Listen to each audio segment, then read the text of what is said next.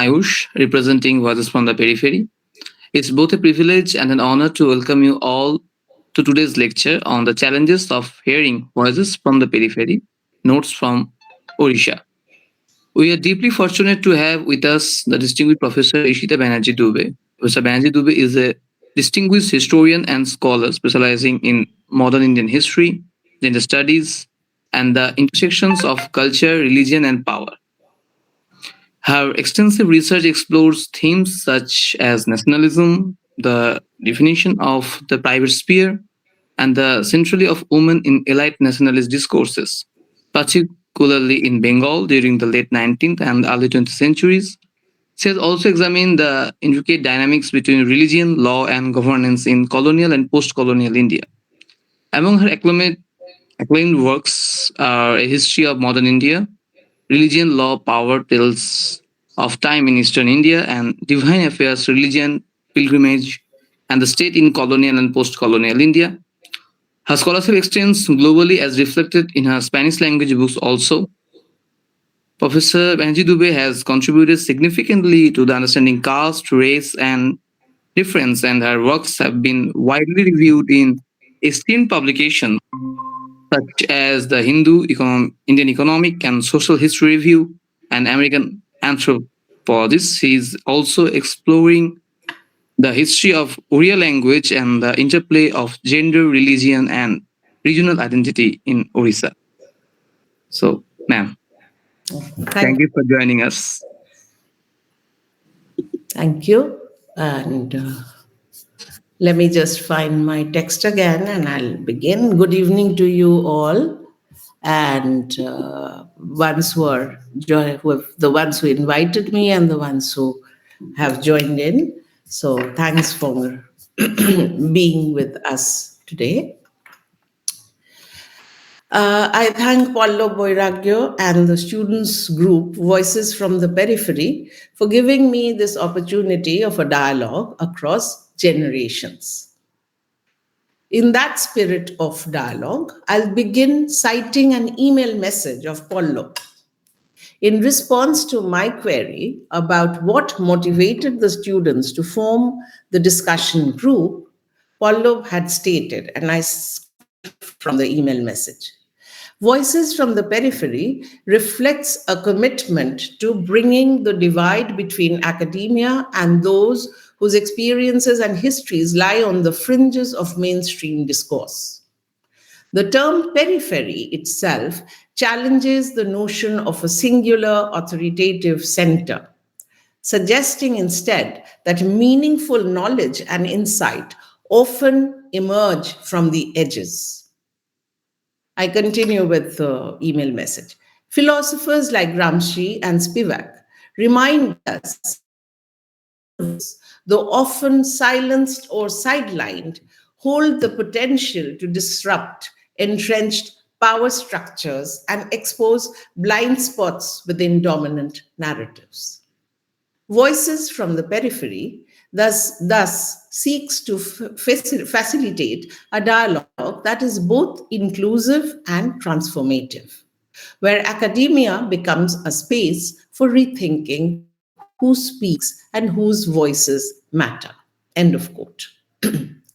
The effort, undoubtedly, is laudable, and I felicitate the members of this group for their intellectual curiosity and enthusiasm for quote unquote transformative dialogues. And yet, as a more senior, and senior only in age and experience, yet as a more senior student of history, influenced for long by new social histories, history from below, microhistory, history of everyday life, Alltagsgeschichte in Germany, and of course, subaltern studies, struck by this continual and unending search for democratizing and pluralizing history, and reflect on the challenges and blind spots of such endeavors. In other words, it is important for students, research scholars, teachers, and all of us present here to reflect on our own assumptions and expectations that often construct and mold our subjects of study even before we have begun it. What is the impact of such preconceived notions and expectations on what we learn and the knowledge we produce? These questions will inform today's lecture that will draw upon my decades long work on Odisha to offer some insights on these questions I'm posing. But first, let me begin with the terms center, periphery, margin, edges. It is perhaps evident that they all have a contextual and a spatial dimension that are variable, but they are there. We're not thinking of periphery, we immediately think of the center, and it's often like a circumference, and the edges also come at the end of the circle or the periphery. So when we think of center and periphery, there is a spatial dimension, although even that dimension is variable. When, however, periphery is used as a political position, as the quote I mentioned, I read out at the beginning, makes clear, when periphery is used as a political position, it becomes conceptual and epistemic, i.e., a construct that does not only challenge a singular dominant center, to use Pallab's words, it also creates and recreates that center to hold the shifting periphery in place. It is used by people who feel that they have been subjugated, or used by others, academics, research scholars, activists, academic activists, and sometimes, of course, politicians. But I'll stick to the academic arena. So, academics, research scholars, activists, academic activists, to express the experience of those who feel that they have been subjugated. And here resides our first challenge. Whose voices constitute voices from the periphery, quote unquote, for us? People whom we consider are located in the periphery, spatially and conceptually. People who we feel, and perhaps rightly so, have never been seriously taken into account as subjects of history because they are unimportant, and who therefore have been marginalized. Because periphery also has the connotations, periphery and margins both have the connotations of being unimportant and necessarily not necessary to be taken into account. Such peoples are many. Peoples who have not been taken into account because they are too ordinary, or they haven't done, let's say, anything very remarkable in their lives. So such people are many, and their identities are contingent, since peripheries and margins are multiple and diverse.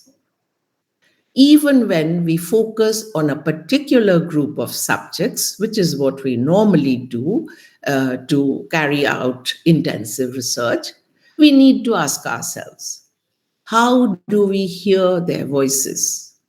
And how do we articulate such voices without paying heed to Gayatri Chakraborty Spivak's extremely pertinent and formidable warning against converting our subjects into objects of inquiry by assuming the role of speaking for them? In other words, of presenting and representing these subjects, or articulating the voices that we think we hear from the periphery. How do we learn first to hear such voices and then to speak with and not for them? Or more importantly, allow such voices to come through without our speaking at all. For Gayatri's point, we are aware, was not about subaltern subjects' inability to speak. They speak all the time, she's stated subsequently several times. Subaltern subjects, it's not as if subaltern subjects cannot speak or do not speak. They speak all the time.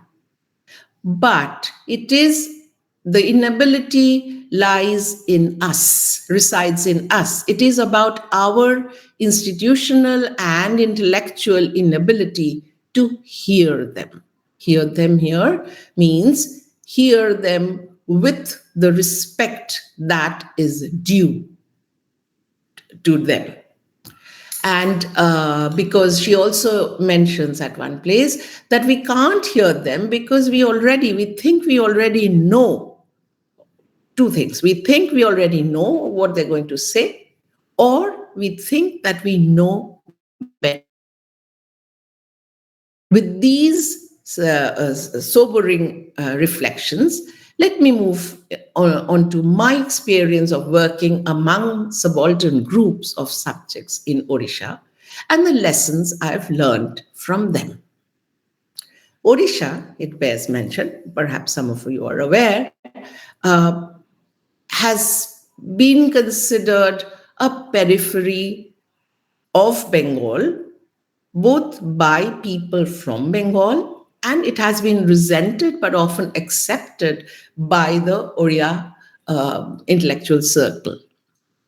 It has been resented, which is very clear, in several experiences I have had, and rightfully so, several experiences I have had in my long association with Orissa, almost 30 years now, or over 30 years now, yes.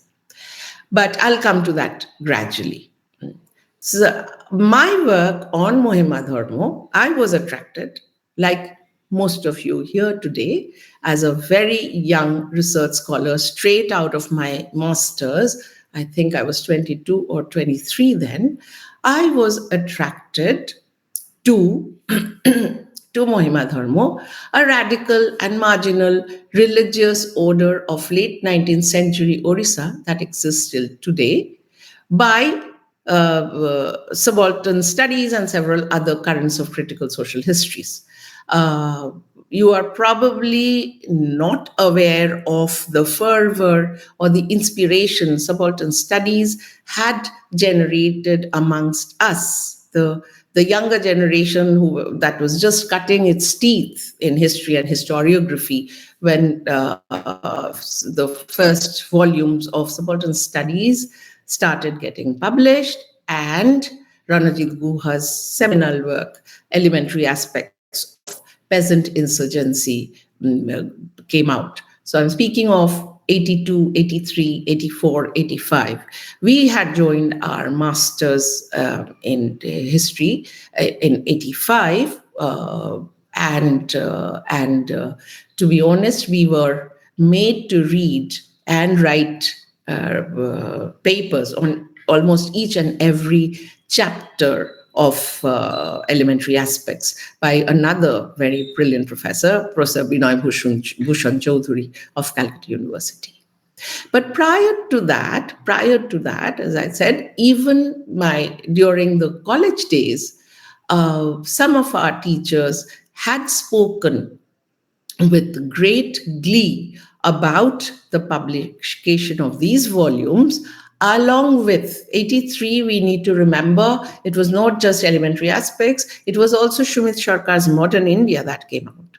So they were very enthusiastic about all these brilliant works that were coming out on modern India. And we imbibed that atmosphere. And from the master's level, we took, just 7 of us, we took economic history as special paper and were taught, amongst others, by Professor Gautam Bhadro, who I eventually decided to work with.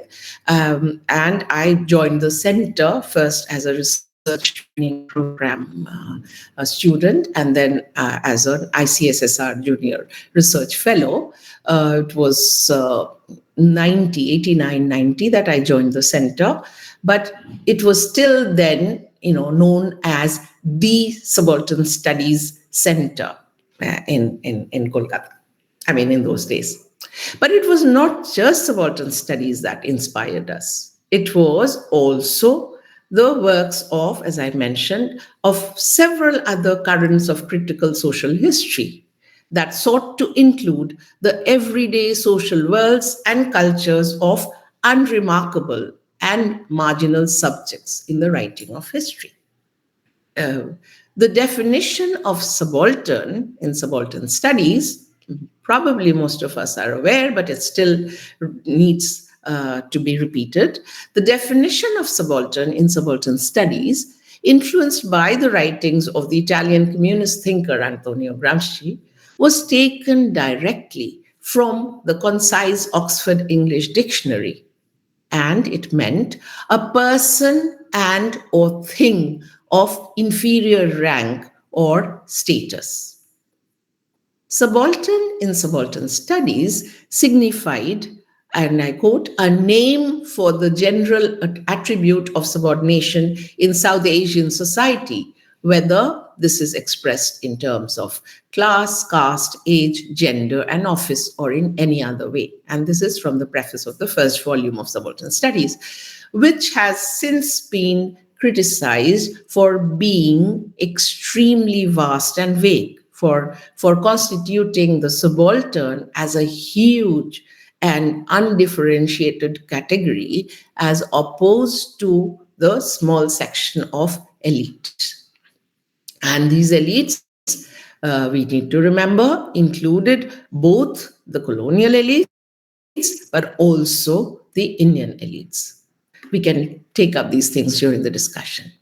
The subaltern, for me, subaltern applied to social worlds, therefore, stood for the subjugated, the vulnerable, and the non elite, whose terms of being were conditioned by relations of domination and subordination.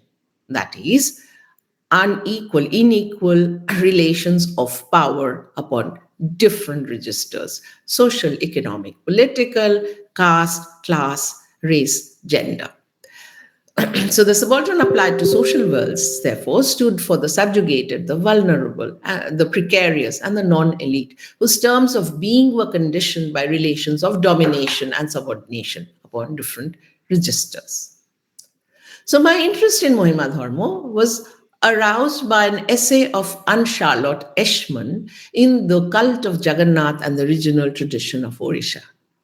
In this essay on Mohima Dharma, Eshman referred to an quote unquote attack on the temple of Jagannath in Puri in March 1881, mentioned in colonial records. A passing reference to an extraordinary incident, at least for me, it seemed extremely significant then, a passing reference to an extraordinary incident orchestrated by poor men and women from Western Odisha, Gruhi Bhaktas, householder devotees of Mohima Dharma, motivated me to find out more about the Dharma. As a young research scholar, I was inspired by the significance of a rebellious faith as a mode of articulating resistance to establishment by subaltern subjects. Like the members of this group, when we were young, we also believed in and were inspired by ideas of revolution and transformation. And as I said, now it's only with age and experience that I have come to think of things differently. And it's that experience and that I want to share with you today. So I was inspired, as I said, in Mohima Dharma as a rebellious faith that articulated resistance to establishment by subaltern subjects, because Lord Jagannath, as we know, has been kind of the icon, the key element of around which Odia cultural identity in different dimensions, whether it's the Bhasha movement that spoke of the unification of all the speakers who lived in the Rashtra of Jagannath, because Jagannath has been the Rashtra Devata for centuries.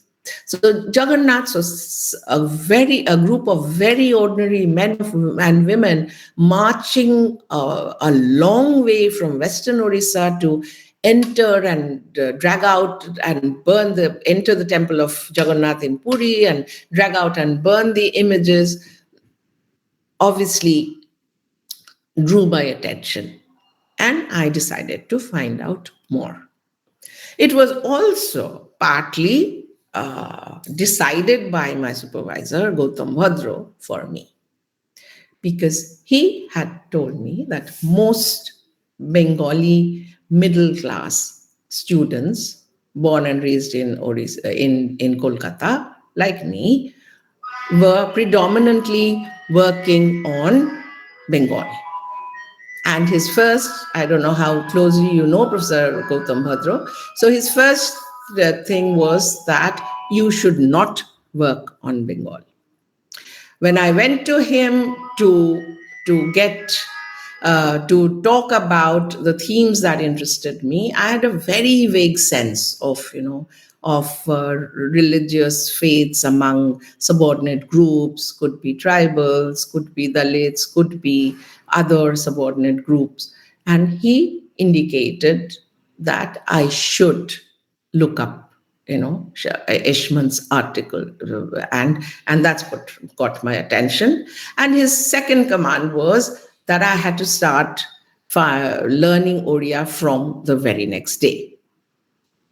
So that is how I began. Thankfully for me, I was then learning German, and I had a very close friend who was from Orissa but born and raised in Kolkata. So I asked her if she could teach me, and she said that she couldn't, but her mother could and would be very happy to do so. So that is how I began. Okay. So Anne Charlotte Eschmann, the other important thing is Anne Charlotte Eschmann, unfortunately, died of malaria. And it might sound strange now, but we're speaking of the 1970s.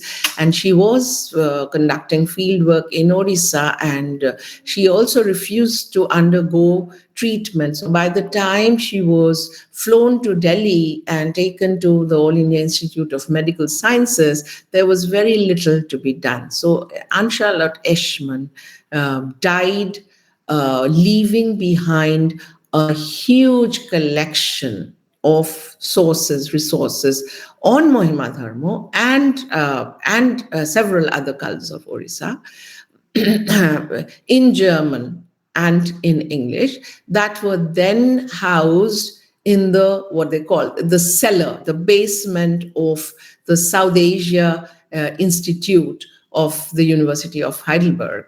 Since then, the University of Heidelberg has moved from where it was, and the institute does not exist any longer.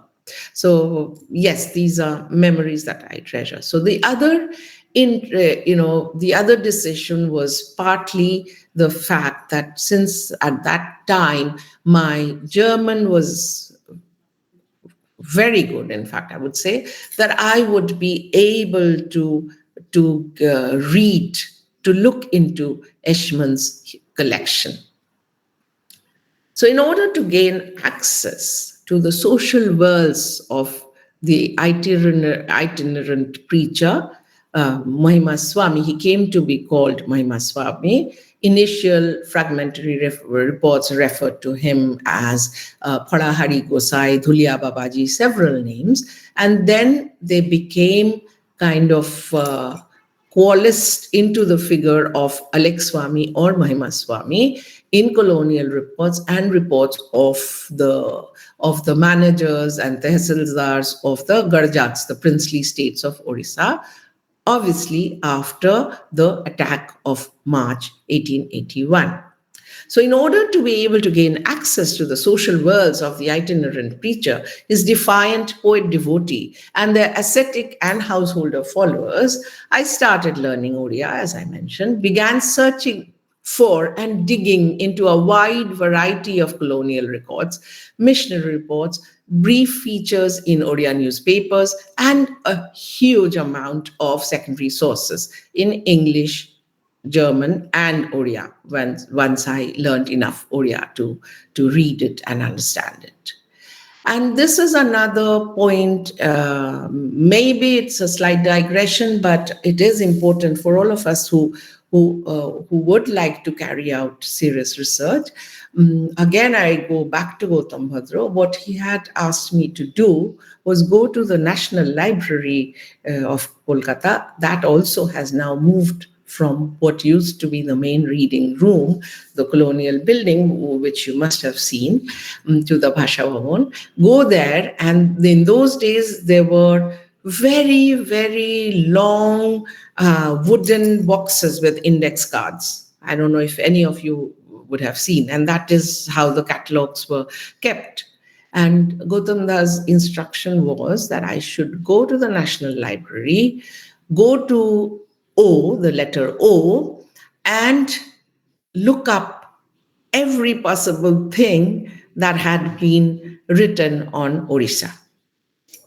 So this is how we began our work as research scholars, tentative, nervous, yet extremely enthusiastic. Just give me a minute. Sorry, I have to connect my computer. I'll be here in half a second.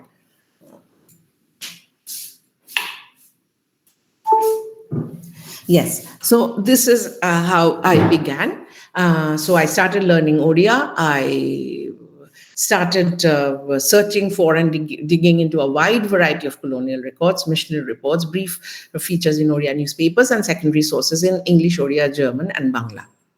This was complemented by my efforts at empathetic ethnography among ascetics and followers of different orders, the rival orders of Bokkarodharis. Bokkaro in Odia is the bark of the Kumbhi tree.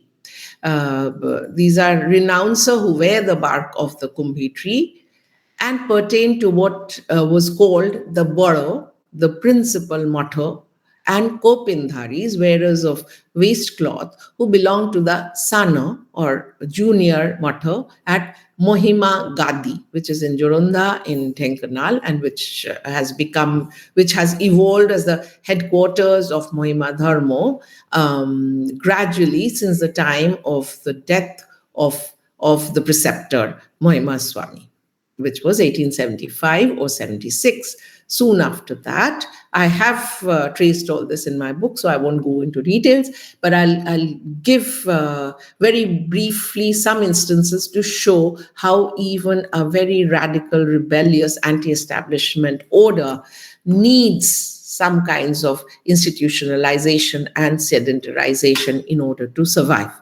So when Mohima Swami died, there was a crisis within the faith, because many of his the group of followers thought that he was actually an incarnation of the absolute, of the all-powerful absolute, whose Mahima or glory he spoke about, of Alek Mahima, a radiant absolute who is beyond description, and hence Alek.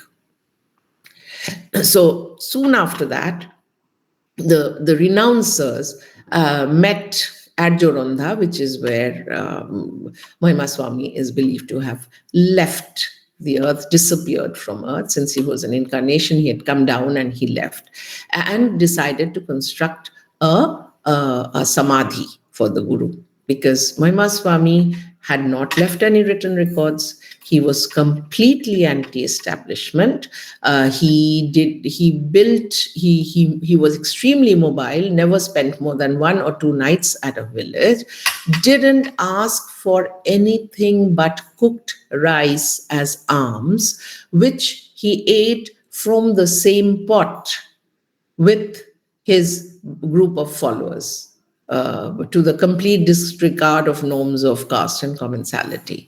And it is through these extremely challenging practices that he drew the attention of the local rulers and incensed the Brahmins. So we find reports, again, fragmentary reports, in the Utkal Deepika, the first Oriya periodical of the time. And the first report is 1867, the second report is 1873. So the first report, this is prior to the attack on the temple. So the first report is speaking very highly of this man who's this Babaji, there's still no name, this sannyasi, who the Palau Hari Goshai, the Kiraniropai, who is moving from place to place and gathering a large group of followers. This was also the time of the great devastating famine that hit the coastal region of Odisha very badly.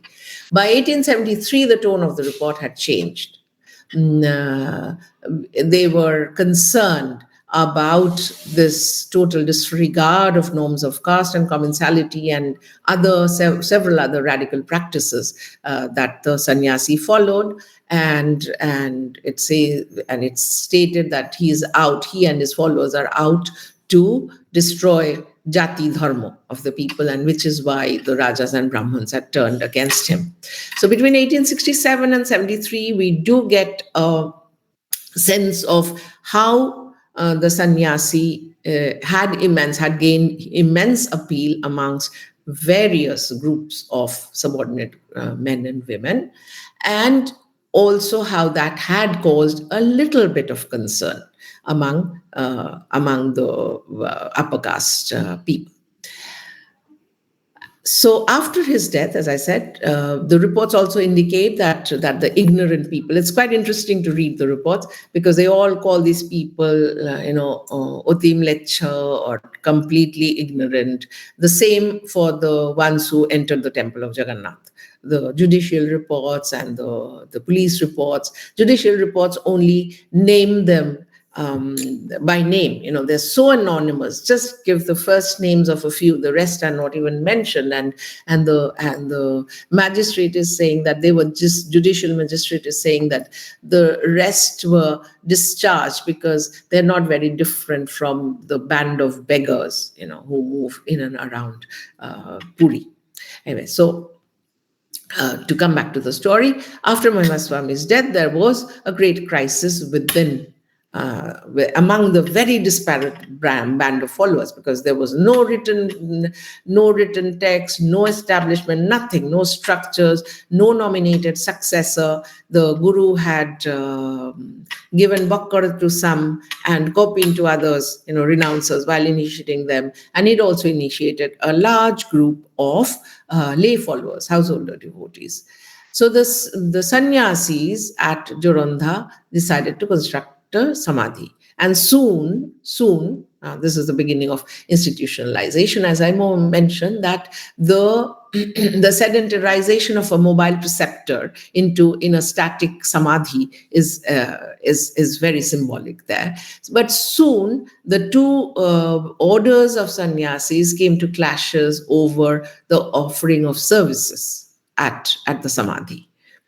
So very soon after Mahimaswami's death, we have faith, the followers of faith, that was against any kind of gradation and hierarchy, fighting over that. Of course, these are renouncers.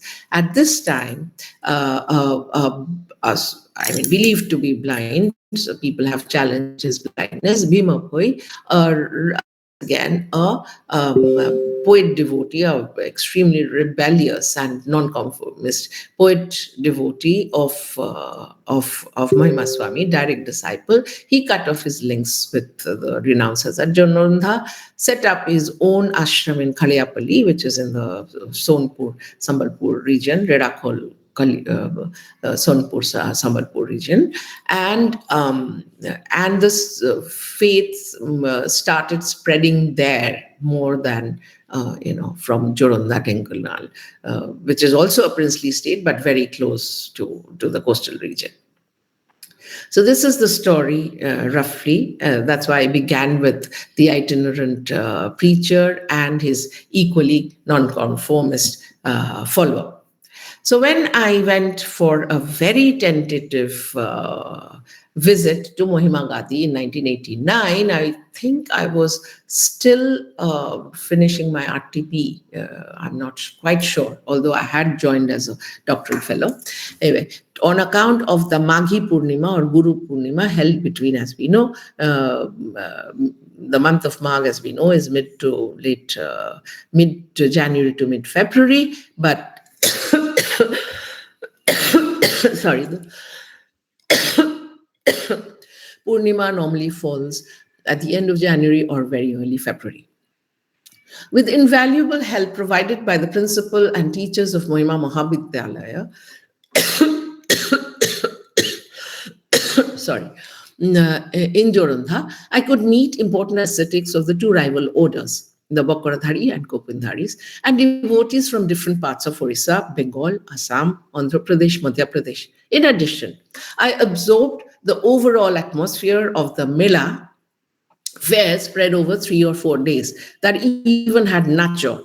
Nacho is like our jatra in Bengal, and the teachers of the college took me to watch the jatra. My Odia then, of course, you would understand, was extremely rudimentary, and they said that if you really want to learn Odia fast, come with us and watch the nacho through the night. So that's what I also did. Anyway, I was particularly fortunate to have Vishwanath Baba grant me permission to see him and talk to him. Vishwanath Baba was a leading personality of the Vakaradhari order who steered the course of the Dharma for several details. I cannot go into the details of Vishwanath Baba's influence on Mohima Dharma here, but it does bear mention that as a scholar who also led the Bakardharis in lawsuits, he produced several treatises on Mohima Dharma and the Satya Mahima Dharmara Itihasa, which was used by commissioners of religious endowments as evidence in court. So we find the institutionalization coming in also at a different, from a different dimension. By the time I went to Jorandha, of course, there were huge structures, not just the Gadi Mandir. There was Shunya Mandir, Dhuni Mandir, the Bada Matha, Shana Matha. They had rival structures. So the Dhuni Mandir of the Bakaradharis was rivaled by the Ananta Jyoti, the Bati Mandir of the Kopindharis. So it was a huge structure spread over 4 villages, and the lawsuits had begun much before. The lawsuits had begun actually from the 1930s. So it was a long story. So when I visited and talked to many of the bhaktas, they would point me to the Satya Mahima Dharma Itihasa.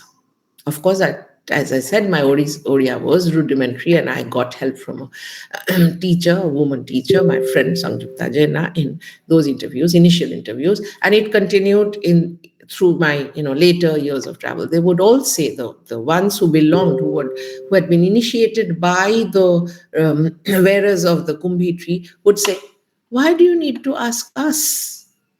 Read Vishwanath Baba's Itihasa. And there you will get an explication and answer to all your queries much better than what we can tell you."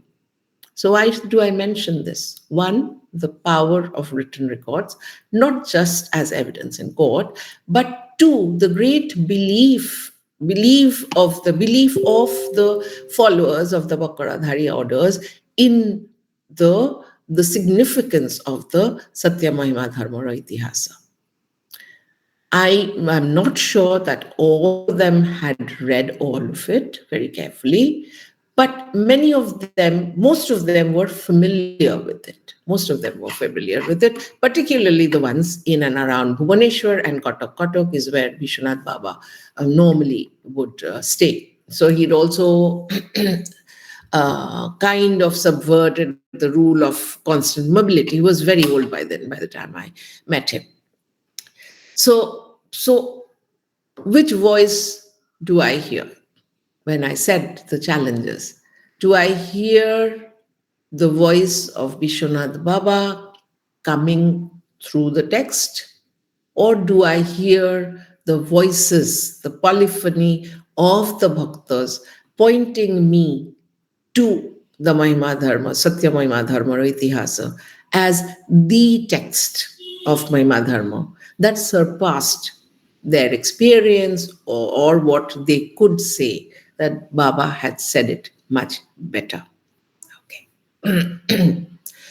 I also went to Bhima Bhoi's ashram in Khaliapalli, as I said, which was then a very remote place, even in the early 1990s. I went there particularly one year to see the difference in the celebrations of the Maghi Purnima in Joronda and in Khaliapalli. It was still, there were no paved roads that led to the ashram. I remember sitting, a health officer of some contact. I have mentioned it in my books, and I always mention it when I speak in Odisha, of the enormous help I got from various families and friends and people who have become friends and colleagues for my extensive fieldwork in Odisha. But through a contact, through one such family, it was a health officer whom I've met only once in my life, who took me on his scooter the last few kilometers to the Khaliapalli ashram. And absolutely the last part, the last 1 kilometer or 1.5 kilometers, one had to walk. So this was the Khaliapalli ashram. Then it had Bhima Bhoi's paduka, the khatau, the khodom in Bangla, the wooden things, but these were silver ones, and the tomb of Bhima Bhoi, his spiritual consort Annapurna, and his son Kapileshwar. But it was a rundown place.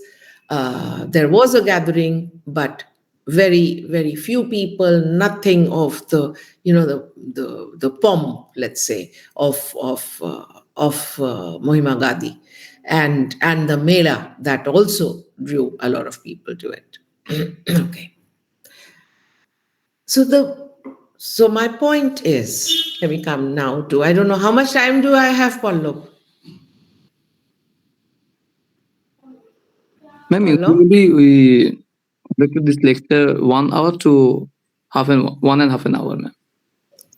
No, I can't continue endlessly. I'm sorry. No, how long have I spoken for? Because I have not kept track It's of just time. 45 minutes, ma'am. It's already 45 minutes. No, so yes, so I should wrap up pretty soon. People will lose their concentration. And besides, I want some introduction. Okay. So I've just indicated a few problems. I'll come very briefly to Bhima Bhoi now. Bhima Bhoi was very important in the region, and the stories that I gathered, I could also conduct, extensive field work, intensive and extensive field work in that region. I went back when my Oriya was much better. Again, there was a college in Rerakol, so I could visit all the villages that are associated with Bhima Bhoi in certain ways. And there are all these stories. There's a legend that his piety was such that he'd fallen, because he was blind, he'd fallen into a well tending cattle. He was a poor kondo, which he mentions, and his childhood was very unhappy. And so he had to fend for himself in a way. So he tended cattle, and once doing that, he fell into a well, and he refused any offer of help till the time the guru came and saved him. So there are different versions of this myth. Some say that that is when the Mahima Swami comes and takes him out of the well. And sorry, I'm just recovering from a very bad cold. So takes him out of the well and initiates him. Although in Bhima Bhoi's own composition, Nirveda Sadhana, he gives a different story, that it was very late at night, Dashaghori Ratri, it was 10 o'clock at night, and that is when Anakara Jyoti came. The legends also say that, state that Mohima Swami also conferred on him the eyesight of knowledge. and the gift of poetry to spread his glory through verses. There are other stories that say that once the Lord saved him, he broke into a verse, he sang, he actually broke into a song, which was so lyrical that the Guru was so pleased that he initiated him and granted this. So legends and stories always vary. And Bhima Bhoi's compositions, also it is important to remember, are oral written compositions, right? So these are, I mean, he was blind, but the story is that, oh God, oh, sorry. No, I'm so sorry. Mm. So his compositions were, he sung them. He said some legends say that he was so brilliant that he could compose, let's say, four padas almost simultaneously, set to different different ragas. Others say no. I mean, sometimes he would break out into verse, and there were scribes, two Brahman scribes, Horipanda and Vashupanda, who would note them down. So we see, constant inversion here as well. But on the other hand, we also see the legends and stories and the ashram. The fact that he had managed to set up this ashram, there were these silver khatau, then the legends about him and Mata Annapurna being worshipped, as divine beings on the Guru Purnima, occasion of Guru Purnima, also indicate a certain mutation in his condition of subalternity. And that's another important point I would like to make, that something very important that Spivak has pointed us to, but is not picked up as much as, can the subaltern speak, of which she is kind of tired and wary of its use and misuse. Anyway, what she says is that subaltern is not an identity. It is a condition or a predicament produced by a confluence of varied circumstances, right? So there is no virtue. There is no virtue in being a subaltern, because it's a condition of being subjugated, humiliated, marginalized for various reasons and for various factors, a confluence of several factors. So, but since it's a condition and not really an identity, it also is variable. So subalternity can be muted at times. And this is an important point I would like you to keep in mind. I'll come to that. So in both Mohima Swami, of his being deified by very ordinary, very, very ordinary followers in his lifetime as the incarnation of the Absolute, which is why he is, Mahima Swami or Alex Swami, or of Bhima Bhoi gaining the kind of predominance in the region, again, most probably among very ordinary followers, does, they do point to a mutation in their condition of subalternity. So my experience over 30 years, what do they point to? That reports are fragmentary. And believe me, I have tried to follow up on as many clues as possible, It's not just the way, microhistory tells us of deducing from the clues. No, it's the way Romila Thapar says that you find a clue in ancient India, you follow up on it to get a better understanding of it, or a better sense of it, of this past which has gone behind. So I followed up on almost every possible clue that I could find. The missionary reports, I'm probably the only one who actually followed it through from London after a long search to the Baptist, to the Regent's Park College in Oxford, where the Baptist missionary records were collected. But even so, the reports are fragmentary. The voices are many.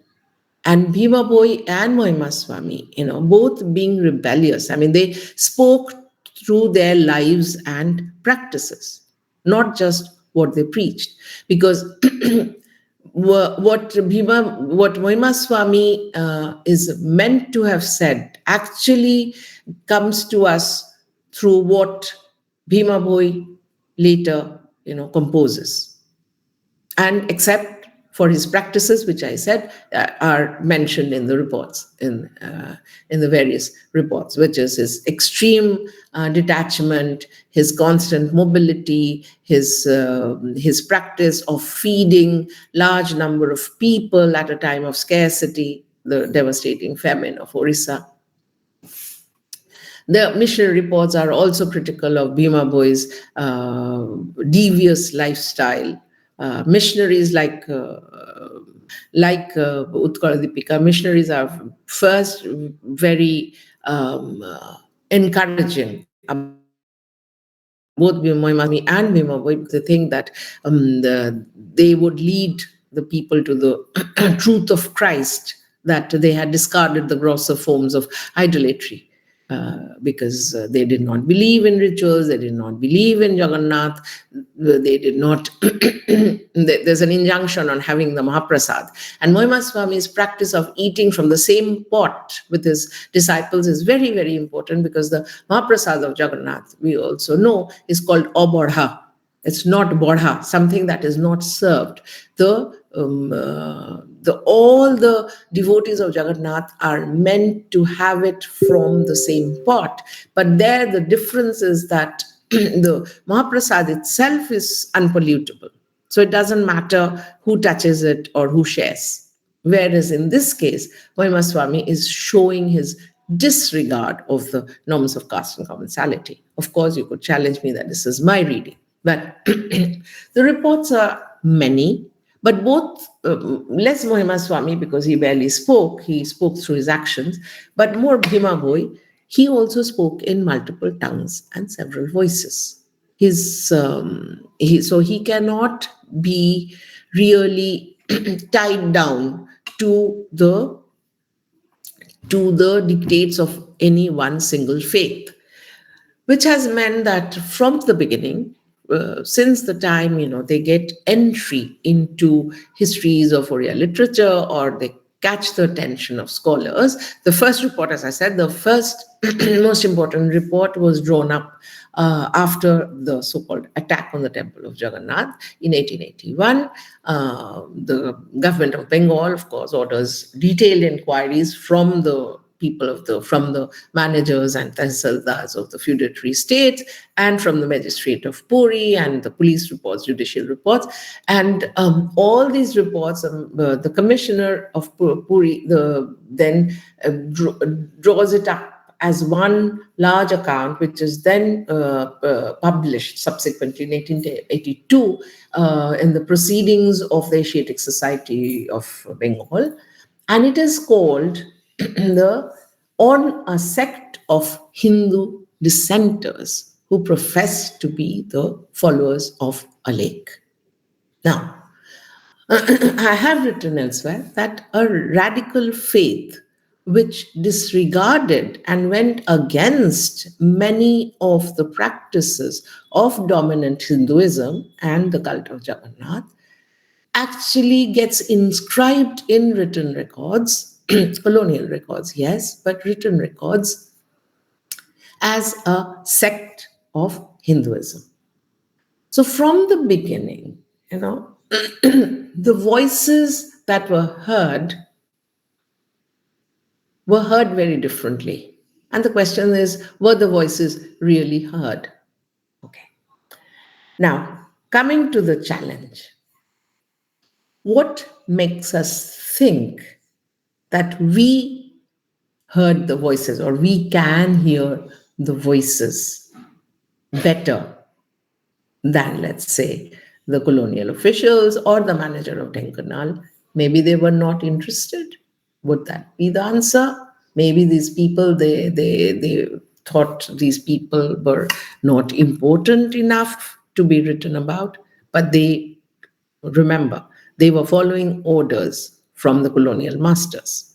So, I mean, they had to draw up a proper detailed report. But the other problem is that the multiplicity of tongues and voices and experiences and narrations that I have encountered also can be read and heard in different ways. So, what I have tried to insist is that although institutionalization, as I said, had set in almost from the time of Mahima Swami's death, and if the people who work on other sampradayas and sects and cults would say that institutionalization is almost a must of any faith or religious order. German scholars always go back to the routinization of charisma by Weber. So it gets routinized because it is very difficult to sustain a faith without anything. It is very difficult to sustain a belief in a different faith that has no nominated successor, no structures, no nothing, no doctrines, just some practices and some beliefs, and Bhima Boy's bhajans. So institutionalization has accompanied. But on the other hand, given the fact that Bhima Bhoi's compositions are huge, and as I said, they were oral written compositions, which is very, very important. They were recited and sung. These were bhajans, janans, stutis. They're intensely emotional. They're acutely, often, it's like the poet is blaming the guru for not taking care of him. And the other important thing is the predominant motive of Kali Yuga, times of distress, which had become very real in late 19th century, early 20th century Odisha.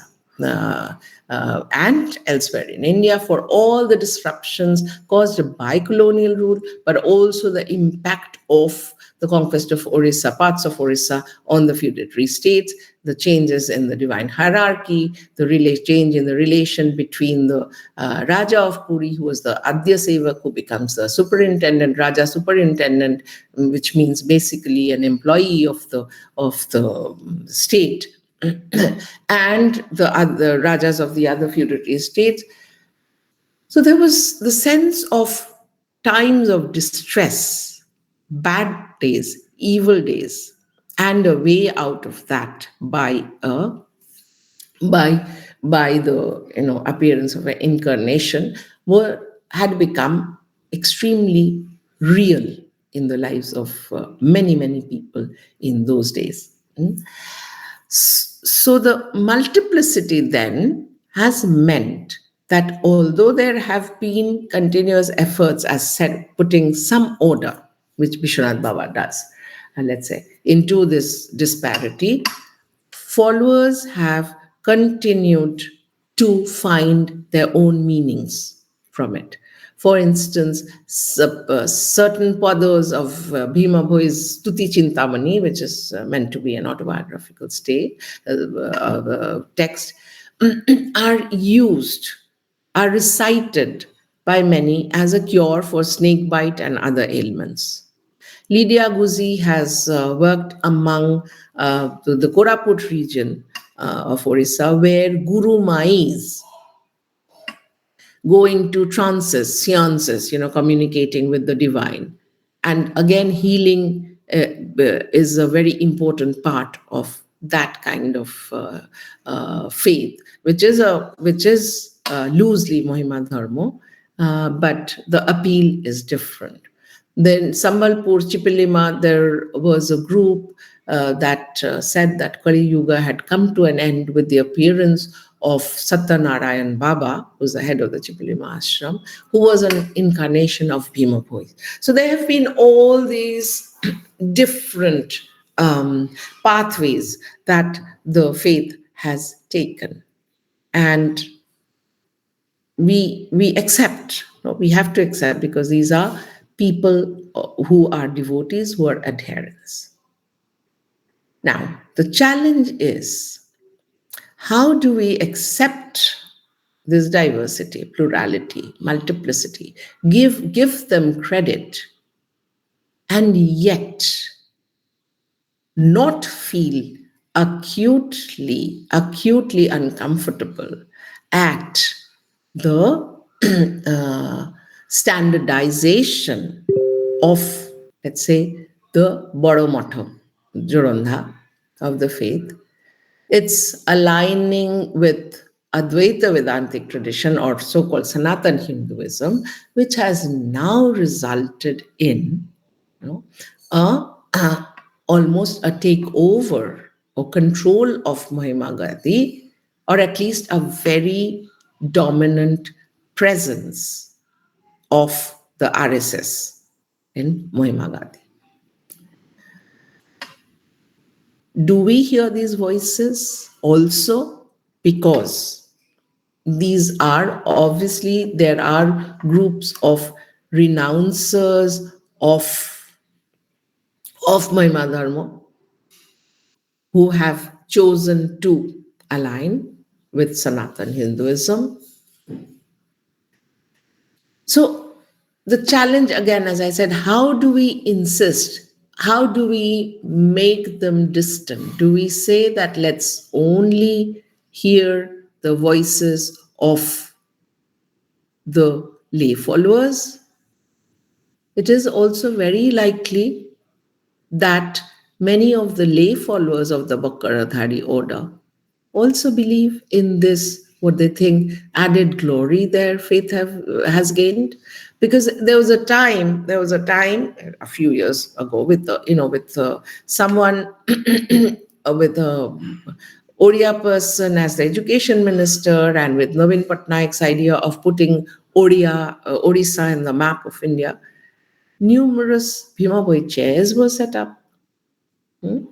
and they exist, and the central government has established an university in the Koraput region, which is the Adivasi region. And there's another problem there. Bhima Boy he calls himself a Kandho, but his compositions are in Odia. Now, there is and a kind of restlessness among many about this, the suppression of the various tribal languages, not related to Bhima Bhai, but it is true that he wrote in Oriya, he composed in Oriya, and the Oriya Sahitya Itihasa and histories of Oriya literature have gone on. Again, it's a very, very interesting trajectory to follow, from the uncertainty about him, his low birth, his poor language, etc., in the late 19th century, to his celebration as the voice of tribal Orissa, a voice that is actually speaking in Oriya and not any of the tribal languages. So, what do we choose? How do we choose? Whom do we choose? Right? So these are the challenges. What do we accept? Where, and what do we reject, and why? And I leave you with these, as I said, these challenges, because I feel that I'm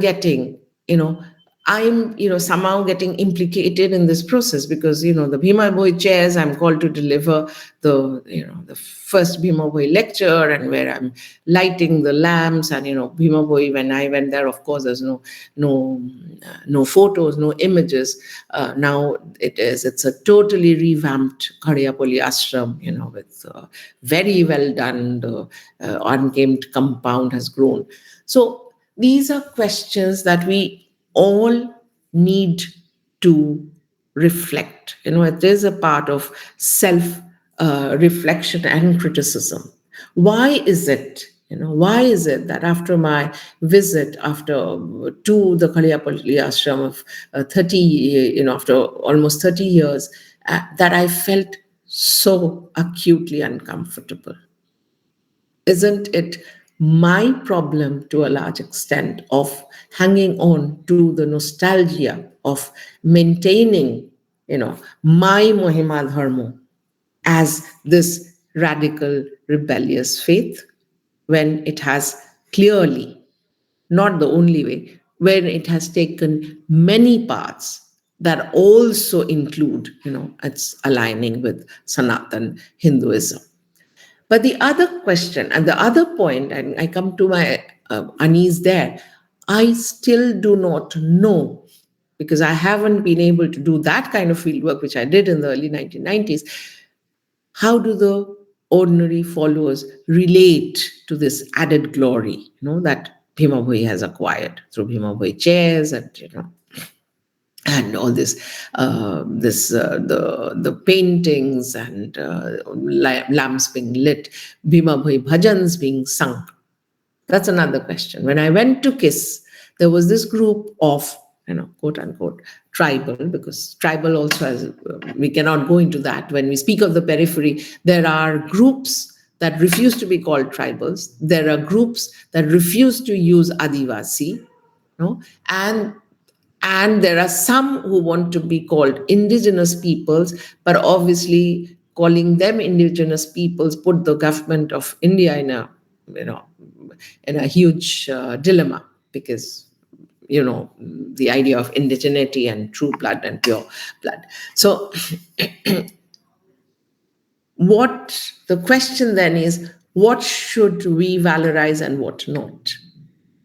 The fact that tribal students are singing Bhima Bhoi bhajans, or the fact that Bhima Bhoi has become so detached from the lives of the ordinary followers, meaning, what am I getting at? Are we really following the message he tried to spread through his own practices and his compositions?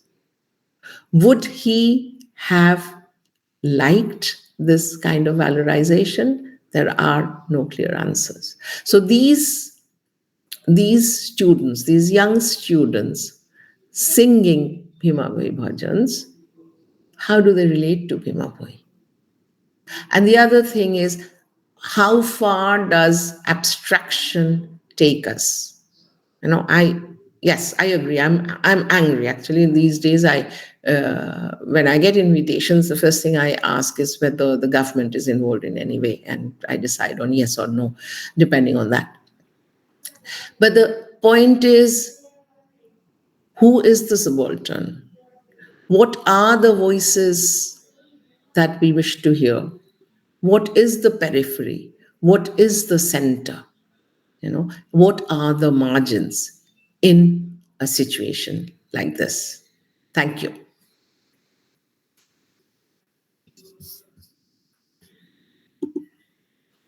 Thank you, ma'am, for this wonderful lecture.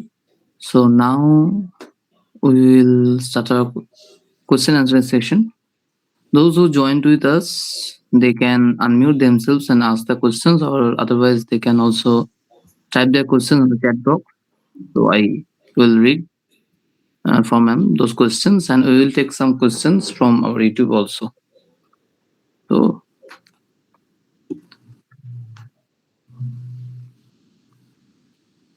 I have one comment by Raj Shahu. So I want to ask that if we could classify Mahima Dharma as a, in quote, little tradition, also if there were skirmishes between this movement and the dominant Brahminical Vaishnavism, what was the reaction of the latter? Ma'am. See, big tradition, little tradition was a very old thing formulated by Robert Redfield. And, when the German scholars came, the first German Odisha research project, that is precisely how they went about it. So, what do we mean by tradition? What is our tradition? Aren't we, if we say little tradition, then what are we accepting as the big tradition or the tradition?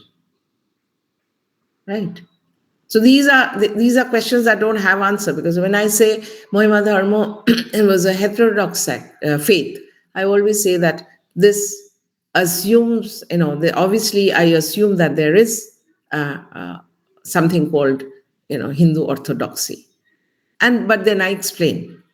So I would, turn the question back at the person who asked me, Raj Sahu, yes, as to, if we say little tradition, what is your tradition? The cult of Jagannath. Cult of Jagannath also, as we know, is meant to be open to all. He's a Shabara Devata. What has become, what of him is a different matter. Yes. Thank you, ma'am. So we'll take one question from our YouTube channel. So Aditya Shankar Chattopadhyay is asking one question, that is, how does the linguistic divide between Odia and tribal language Mhm. reflect power dynamics, and does it reveal a colonial issue in historical narration? Well, I think I would indicate that you read Priti Pushpa Mishra's book. She goes into details about it as to how the Bhasha movement. See, the problem is when we when we transform, always, always, almost, not almost always, always contingent and all, and and changing identities into fossilized ones. So what happens is that it's not just tribal languages. I guess you're aware that Western Orissa for long has been very restive against the domination of coastal Orissa. So first, it was a struggle, let's say, against Bangla to, and they still go back. I'm just back from Bhubaneswar, and they were still talking about Suraksha and all that of Odia Bhasha. And so I told the student who asked me, I said, language is what you make of it. So it's continually changing. But that's not the point, as I said. The point is when changing identities are turned into fossilized ones. At some stage, it is probably necessary for a struggle, but we forget all the dangers of retaining that identity as a constant one, which is why I said that, Spivak's indication that subaltern is not an identity, it's a condition of being. So tribal languages, Priti Pushpa's Mishra's book would tell you a lot about what happens, how several tribal languages kind of got almost, erased, in this struggle to establish an Odisha for Oriya speakers. I don't know if I've managed to answer. Thank you, ma'am. We will take another question. So Arnold Lokit is asking one question, that how do global narratives of modernization impact the preservation of Odisha's subaltern voices? And is there a risk of cultural homogenization? See, modernization, I don't know what you mean by modernization. The process of making something that we think is primitive into something else. What do you mean by modernization? So because it's on YouTube, so Yeah, but oh, sorry, he yeah, can't answer. Okay, but yeah. the thing is, the problem is, yes, there is certainly a problem of homogenization, and that's what I'm pointing to, and that is my grave sense of unease, because, as I said, if when I get called into these ceremonies, for instance, when I went to this Bhimaboy ashram, there were people who went with me, and then I won't name them, and then a few months later, I'm given a book, and I was totally stunned because I found myself staring at myself. From a photo, I just found myself looking at my own photo at the ashram. So I'm a part of this valorization, of Bhima Bhoi and Khaliapalli ashram, that, Ishita Banerjee, who's this great scholar who lives abroad, which adds to, I guess, my glory, also visited the temple, which is why, as I said, now I've become very careful because I don't know to what extent I am complicit in this process of abstraction and standardization. I don't know if it's modernization. It probably is modernization, but the problem is definitely of homogenization and standardization to project what is going on in India right now, an extremely intolerant and exclusive and aggressive and strident Hinduism as an all-inclusive faith. So that is why I wanted to speak about the challenges. We cannot do very much there. But we have to put in our little bit, at least, to try and show our inconformity with it to the extent possible. Thank you, ma'am. So, if anyone has any other questions from our Google Meet, they can unmute themselves and ask the question. I think if there's no one, so we can end up the session here. Thank you, ma'am, for joining us today for this, and we learned a lot. Thank you again, ma'am, for joining us.